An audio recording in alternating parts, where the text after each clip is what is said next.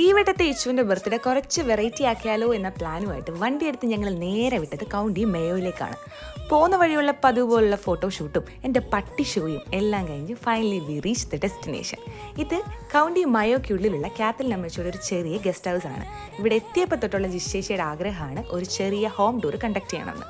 പിള്ളേരുടെ ആഗ്രഹമല്ലേ, സാധിച്ചു കൊടുത്തേക്കാണ് ഞാനും. ആക്ച്വലി ഇതൊരു ചെറിയ ഹോമാണ്, ബട്ട് വെൽ സ്പേഷ്യസ് ആണ്. മാത്രമല്ല നമുക്ക് നാളെ റീച്ച് ചെയ്യാനുള്ള എല്ലാ ഡെസ്റ്റിനേഷനിലേക്കുമുള്ള ഈസി ആക്സസ് ആയിട്ടുള്ളൊരു സ്പോട്ടുമാണ്. പിന്നെ കാത്തലിൻ അമ്മച്ചിയുടെ ഫ്രണ്ട്ലി അപ്രോച്ച് ഒന്നും പറയാനില്ല മക്കളെ, അത് പൊളിച്ചു.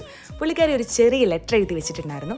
കാര്യമായിട്ടത് വായിച്ചു നോക്കിയിട്ടൊന്നും മനസ്സിലായില്ലെങ്കിലും അതിൻ്റെ ഉള്ളടക്കം പുള്ളിക്കാരി ഞങ്ങൾക്ക് അവിടെ കുറച്ച് സാധനങ്ങളൊക്കെ വാങ്ങിച്ചു വെച്ചിട്ടുണ്ട്, അത് മാക്സിമം യൂട്ടിലൈസ് ചെയ്യാമെന്നായിരുന്നു.